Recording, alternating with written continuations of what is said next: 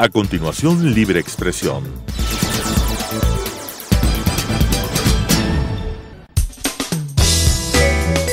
Clasificación B, bajo supervisión de un adulto.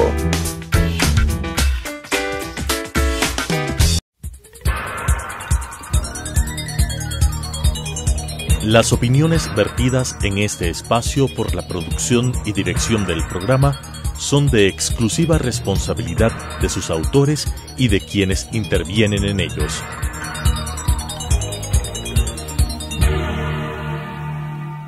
Telesucesos Canal 29 UHF presenta Libre Expresión. Un espacio para defender los derechos humanos, impulsar la democracia y escuchar a la sociedad, con la conducción de César Ricaurte. Libre Expresión. Hola amigos, bienvenidos a Libre Expresión. Gracias por acompañarnos en este nuevo programa. Tenemos como invitada a Adriana León, periodista. Actualmente dirige el área de libertades informativas del Instituto Prensa y Sociedad IPIS del Perú. Además es corresponsal en Perú para el diario Los Angeles Times.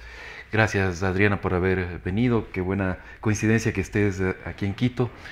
Y queríamos tratar contigo a dar una panorámica de lo que está pasando con la libertad de expresión, libertad de prensa en la región.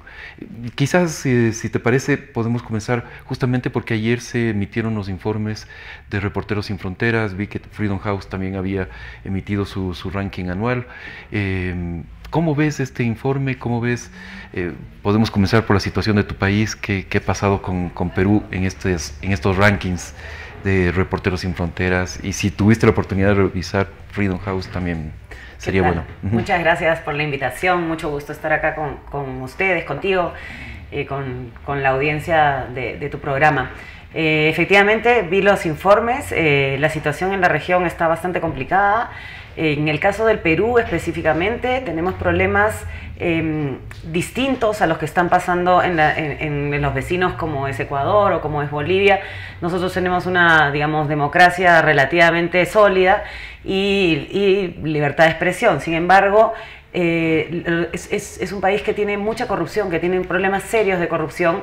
Y en ese contexto, los periodistas que investigan o destapan asuntos de interés público que tiene que ver con autoridades locales, regionales, incluso nacionales, reciben amenazas de querellas y son enjuiciados. El sistema de juicios contra periodistas y delitos de prensa es un mecanismo que intenta silenciar a la prensa, porque en los medios regionales del interior del país los periodistas trabajan en condiciones muy precarias, con poco dinero, con poco apoyo de sus medios, concesionan espacios. Entonces, cuando son empapelados o querellados, básicamente se autocensuran, claro. Se callan, exactamente, ¿no? Porque yo entiendo que en Ecuador también pasa lo mismo, pero realmente es una carga, es un gasto de dinero, es un gasto de energía, estar ante tribunales, ante cortes, siempre es muy complicado. Y los abogados son caros, entonces, y ellos no tienen los recursos, entonces ese es uno de los principales problemas que está viviendo ahorita los periodistas en el Perú. Ahora, tú hablabas de una democracia consolidada y más o menos un respeto a la libertad de prensa, pero no ha dejado de haber problemas en los últimos años. En el último año, específicamente 2017, que mide estos informes, hubo un presidente que cayó, y intentos en el Congreso repetidamente de imponer reglas más duras, normativa más dura contra la prensa. Efectivamente, porque la mayoría del Congreso la gobierna el partido que perdió, que es el de la hija de Alberto Fujimori, Keiko Fujimori, y en el Perú todos los expresidentes y el presidente que salió hace, Pedro Pablo Kuczynski, que salió hace unos meses, todos están comprometidos en el caso Lavallato, el caso de Odebrecht, y entonces en el Congreso lo que intenta el partido Fuerza Popular, que es el partido de Keiko Fujimori, es justamente tapar estos asuntos que están saliendo y que comprometen muy seriamente a Keiko Fujimori. Entonces tú tienes un Congreso que está legislando para proteger la corrupción, y ahí también entran los medios, porque los medios en el Perú los medios nacionales, los medios grandes, tienen apoyo de sus medios, los periodistas, para investigar, y ciertamente han investigado cosas muy fuertes que comprometen a Keiko Fujimori, a Pedro Pablo Kuczynski, a Alejandro Toledo, a Ollanta Humala, y entonces ahí sí todos se unen, se odian políticamente, pero ahí sí se unen todos para poder frenar un poco a la prensa. Sin embargo, lo bueno es que han sido intentos, pero no ha llegado a mayores, salvo esta ley Mulder, que es esta, se llama Mulder porque lo presenta un parlamentario que así se apellida, y que esa es la última, ¿no? La última regla. La que regula la publicidad oficial. La que regula publicidad oficial y que no permite poner publicidad en los medios privados, cosa que es absurdo, no solamente porque es una asfixia contra los medios, sino porque la población no se informa a través de los medios nacionales, sino se informa más a través de los medios privados. Entonces estás privando de información a la población, campañas de vacunación, asuntos que tienen que ver con desastres naturales y todo eso, no podrían tener la información a través de los medios privados, ¿no? Entonces, todas estas intentonas, bravuconadas que vienen de parte de la política, al final se frenan. Tenemos ahorita el presidente del Poder Judicial, es una persona bastante proba y es una persona que ha demostrado preocupación ante la cantidad de juicios contra periodistas. Y que claro, han ganado en primeras instancias, pero ya en segundas o últimas instancias se han revocado las querellas. Entonces, es como una lucha constante que claro, si lo vemos el panorama más regional, veo que el Perú, digamos, tiene poco más de herramientas para poder combatir los intentos de censura. Sin embargo, los jueces justamente de primera instancia, y esto lo conversábamos con algunos expertos, los jueces en el Perú son especialmente, que digamos, refractarios, tienen una tradición de fallar en contra de la libertad de expresión. Totalmente, completamente. Ya sea porque son corrompidos, porque hay mucha corrupción, o ya sea por principios. Son muy antiguos, no creen en la libertad de expresión realmente. Los jueces piensan que la prensa es una molestia. Y que, mira, te pongo un ejemplo así muy significativo de lo que, cómo piensan los jueces. Cuando han habido querellas por delitos de opinión, los fallos del sustento, el argumento de los jueces es que la opinión tiene que ser neutral, cuando justamente la opinión no tiene que ser neutral. Estamos justamente, la opinión puede llegar hasta los límites, hasta el límite de la difamación, y así lo dicen los principios internacionales, entonces, que además estamos suscritos. Pero hay una especie de conservadurismo y también mucha corrupción, te digo, en las regiones. Por ejemplo, hay una región al norte que se llama Ancash, donde había un presidente regional muy corrupto y tenía un juzgado especial donde mandaba todos los juicios contra periodistas que le eran incómodos. Él logró comprar a toda la prensa, salvo a 8 periodistas, y esos 8 fueron empapelados en ese mismo juzgado, y nosotros leíamos las sentencias y era exactamente lo mismo. Como en serie. Exactamente, solo cambiaba el nombre y la fecha. Pero no, entonces ese es un problema. La justicia está muy, muy corrompida y también está caduca, vieja, no entienden nada de internet, les parece que los periodistas no deberían decir cosas malas de los funcionarios públicos, y ciertamente también la prensa ha denunciado muchas cosas de la corrupción en la justicia, ¿no? Así es. Bien, Adri, salgamos del Perú, vamos a la región, y quizás el principal problema es justamente el recrudecimiento de los asesinatos contra periodistas. Acabamos de vivir un caso dramático, el asesinato de este equipo periodístico de 3 personas de Diario El Comercio de Quito. Vale la pena también decir que Adriana estaba justo en Lima con los familiares el día que estuvieron, que se nos entregó esas pruebas de que habían sido vilmente asesinados. Adriana estaba justamente ayudándoles a los familiares a hacer una serie de gestiones.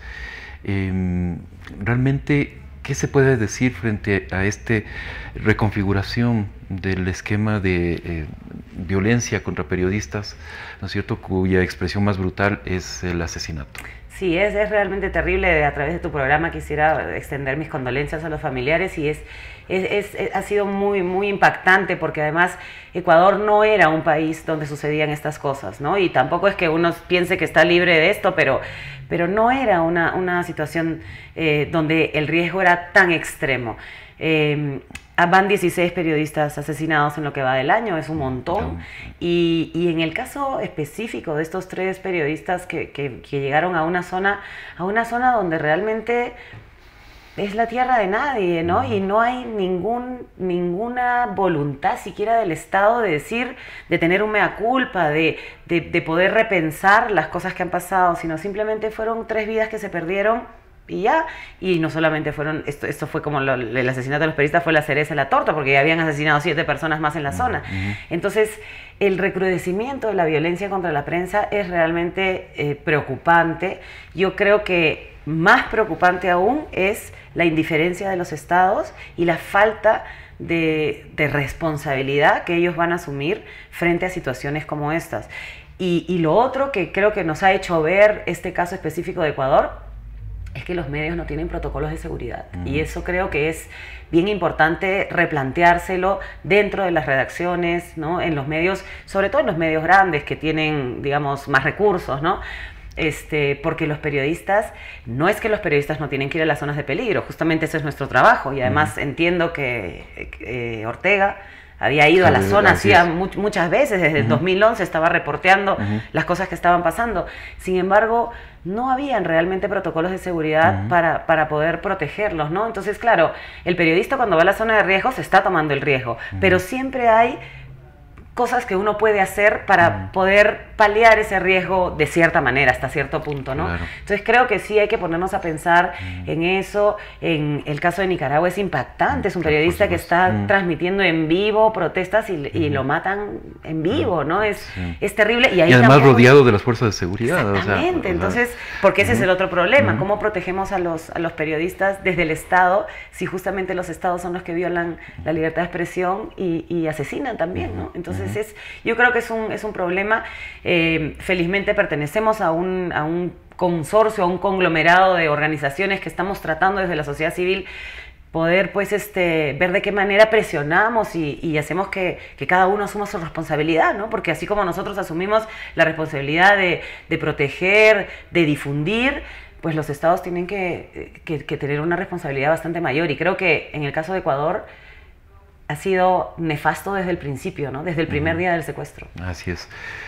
Justamente, ¿cómo hacer para que los estados asuman esa responsabilidad? Porque, claro, exhortamos, exigimos a los estados y demás, y los estados hacen oídos sordos, ¿no? O sea, no escuchan. ¿Cómo se puede, desde las organizaciones, desde la comunidad internacional, generar esas responsabilidades para el Estado? Tal vez creo sensibilizando a la gente, a la población. Yo creo que los ciudadanos comunes tienen que darse cuenta y entender que la prensa, los periodistas, somos sus aliados y que somos los que nosotros trabajamos por ellos.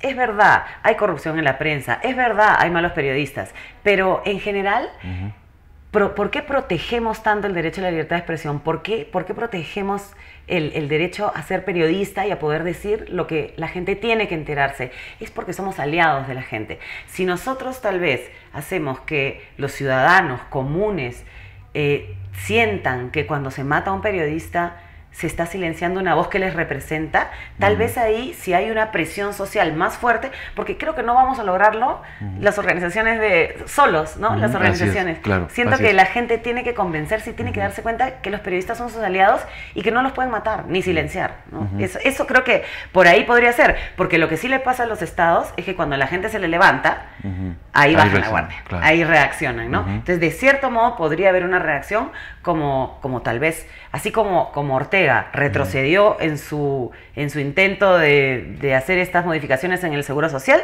porque la gente salió a las calles a decirle no, y si no te vas, lo mismo creo que hay que hacer con el tema de la libertad de expresión y de los periodistas. Y creo que la tarea está en nosotros, pero también en las otras organizaciones que protegen derechos humanos y que protegen el medio ambiente y que están en todos los rubros, porque en todos los rubros es importante la prensa. Sin embargo, hay muchos sectores que siguen viendo a la prensa como el enemigo, ¿no es cierto? Y el IPIS hace un trabajo también extraordinario en el desarrollo del periodismo de investigación en toda América Latina.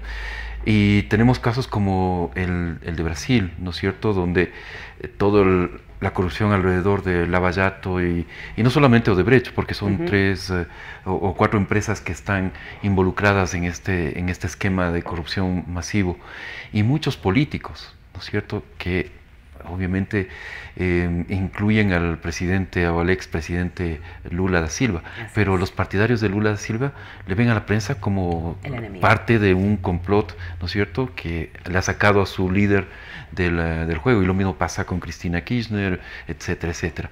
¿Cómo salir de ese esquema de polarización y al mismo tiempo seguir haciendo ese trabajo? O sea, seguir descubriendo los trapos sucios del poder, ¿no? Que finalmente esa es la función. Bueno, es que los aparatos políticos son bastante más poderosos que los periodistas, creo yo, ¿no? Pero sí, es cierto lo que tú dices, y es una polarización total. Mira, no nos vayamos tan lejos. En Ecuador, cuando sube Correa, yo creo que la mayoría de ecuatorianos estaba de acuerdo con la toma de los medios. O sea, y en el Perú también. Si tú en el Perú le preguntas a la gente, ¿usted cree que el Estado debería regular a los medios y tomar los canales de televisión? Sí, por supuesto que sí, porque son unos empresarios, la empresa privada es el enemigo del pueblo, no es equitativo. Pero claro, ahí hay un discurso que tiene que ver, yo creo, con el populismo de nuestros políticos, ¿no? Que ganan elecciones a cambio de dádivas, porque esa es la verdad, que no es una población políticamente partidaria, sino que está esperando cuál es el candidato que más le va a dar, qué cosa va a recibir mejor, y a ese lo voy a apoyar hasta la muerte, ¿no? Entonces yo creo que es un trabajo pues muy duro el que tenemos que hacer nosotros, de convencer a la gente, de educarla, de decirle que mucho más aliado es el periodista que el político, ¿no? Porque además el político, no sé si pasa acá, pero en el Perú los congresistas que representan a las regiones ganan porque dan dádivas, y luego cuando están en el poder no se acuerdan de su región. Claro. Y la gente no puede ser que lo siga votando. ¿Cómo puedes seguir votando a una persona que supuestamente te representa y no trabaja para defender ningún derecho tuyo en un país donde hay muchos problemas de pobreza, de salud, de educación, etcétera, ¿no? Entonces, la lucha es muy desigual en realidad. Así es, exactamente. Hay dos países de la región que son los casos más extremos, que es Venezuela y Cuba, ¿no? ¿Cómo ves la situación en estos dos países? A veces pienso que Venezuela no podría estar peor, y está peor. Es terrible lo que está pasando. Todos los días se agrava Todos los días se agrava, ¿no? y es realmente yo creo que Maduro y su gente son responsables de lo que podría llamarse un genocidio masivo. La gente está muriendo, no tiene medicinas, no tiene información. Eso es lo más grave, ¿no? Yo creo que la situación de Venezuela, además que si cayera Maduro, recuperar una democracia tan mellada y tan golpeada va a ser muy difícil, ¿no? Sin embargo, sí lo veo, porque como dices tú, nosotros promovemos el periodismo de investigación en América Latina, y en el caso de Venezuela especialmente, los periodistas, hay un grupo de periodistas que continúa trabajando en las peores condiciones, algunos de ellos exiliados, pero siguen investigando y siguen destapando, porque ese es un poco la labor de nosotros, ¿no? De seguir, así te caigan piedras, palos y todo, tenemos que seguir investigando, ¿no? Entonces, pero la situación de Venezuela creo que es extrema, y en el caso de Cuba, sabes que está pasando una cosa como, digamos, novedosa, y creo que es una luz ahí que se puede ver, es que hay grupos de periodistas jóvenes que tienen acceso a la tecnología, que manejan muy bien la tecnología y que están queriendo salir del régimen castrista, ¿no? Nosotros hemos tenido un programa que ya este año cumple 3 años de formar generaciones de periodistas en periodismo investigativo. Sí, muy interesante, porque, claro, cuando tú vas a capacitar a un periodista, digamos, de 50 años para arriba, es un periodista que está completamente captado por el sistema. Claro, no hay nativos digitales, claro. Pero los chicos sí, a pesar de que de las restricciones y el acceso, sí tienen, y además son periodistas que escriben bien, que tienen una visión global, ¿no? Entonces, claro, yo creo que la tecnología está como ahí luchando con el régimen castrista, y tal vez podría ganar, ¿no? O sea, yo tengo esperanza en estas generaciones jóvenes ya vamos capacitando 48 jóvenes periodistas que trabajan en medios de fuera, por supuesto, y algunos que trabajan en los medios oficiales se capacitan para hacer corresponsalías. En el medio oficial siguen escribiendo como les piden, pero porque es un trabajo, tienen que vivir, ¿no? Claro. Pero sí hacen cosas por fuera, son corresponsales de medios extranjeros. Entonces ahí veo que por ahí que pueden empezar a haber nuevas generaciones que cambien este esquema, que además es el caso también de Bolivia, ¿no? Los periodistas, la poca formación y el poco acceso a la información hace que los periodistas sean más opiniólogos que investigadores, ¿no? Claro. Me pasó eso en Bolivia, que capacité periodistas que estaban más peleándose políticamente entre ellos por una polarización extrema que hay en ese país. Claro. Y yo les decía, ok, está bien, estas discusiones políticas son importantes, pero ¿qué están haciendo ustedes? ¿Están viendo los casos de minería? ¿Están viendo los casos de abuso infantil? ¿Tienen alto grado de feminicidio? Es un país que tiene muchos problemas, pero que no se refleja en la prensa. Claro. ¿No? Eso es una cosa... Claro. ¿Y qué dicen estos periodistas jóvenes de esta transición o aparente transición en la cual ya los Castro abandonan el poder y sube un nuevo presidente? Ellos sienten que se está debilitando el sistema, ¿no? Igual tienen como temor, son bastante sigilosos en decir las cosas así tan abiertamente, ¿no? No porque piensen que los de otros países le van a hacer algo, pero sí porque hay una paranoia natural, ¿no? Claro. Y porque además es muy difícil, por ejemplo, tenemos que llevarlos a Argentina, que teníamos que llevarlos a la conferencia que nosotros hacemos, y claro, de los 12 que teníamos que llevar, 4 no pudieron viajar porque el día que estaban pasando migraciones, el jefe de migraciones le dijo, no, usted no.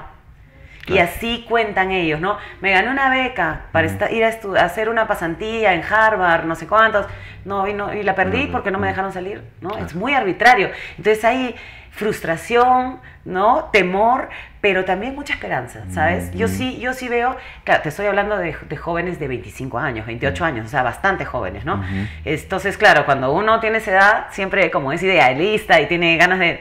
Pero me parece importante que esa motivación los haga trabajar en grupo. Después de estos grupos hacen sus redes, comparten información, publican todos al mismo tiempo. Es una especie de solidaridad entre ellos para también compartir datos, compartir fuentes, compartir información, y eso es bien importante, ¿no?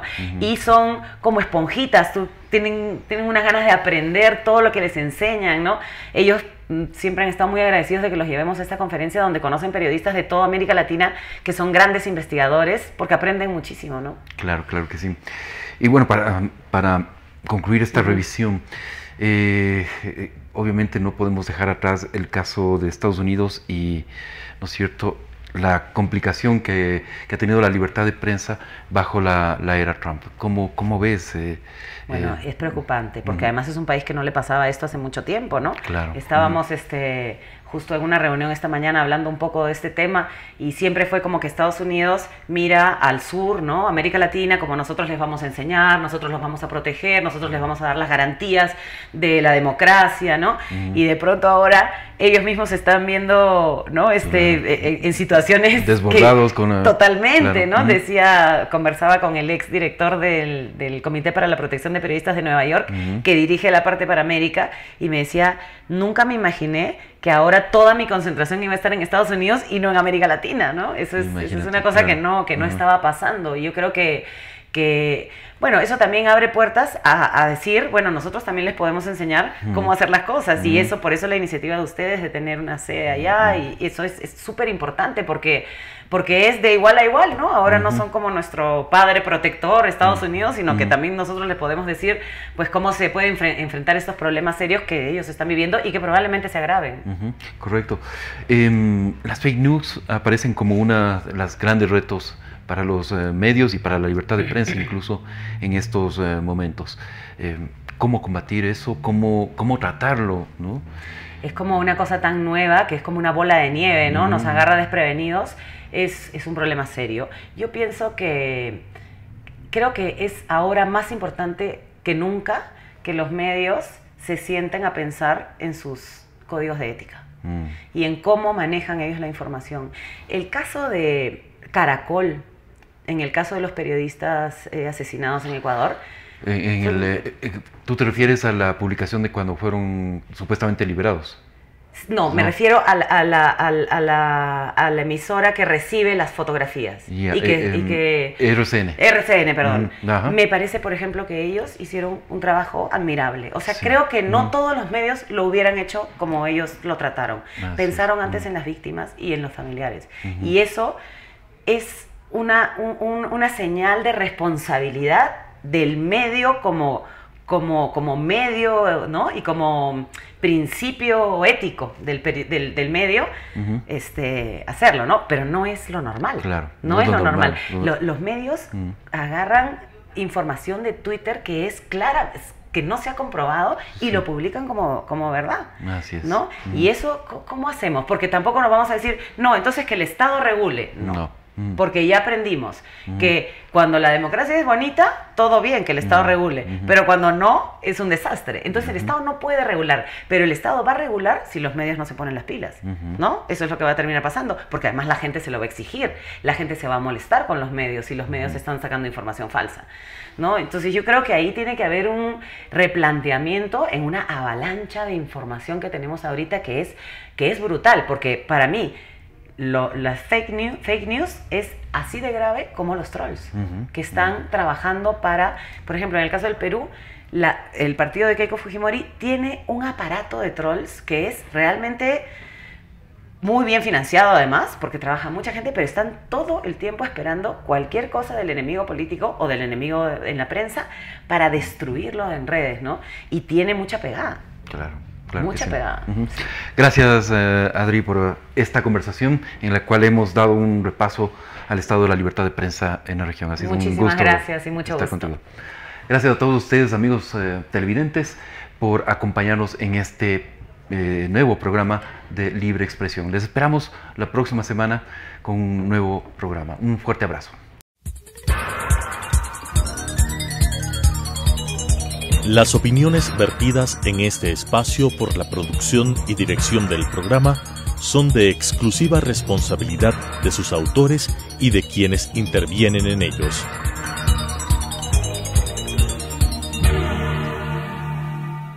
Telesucesos Canal 29 UHF presentó Libre Expresión.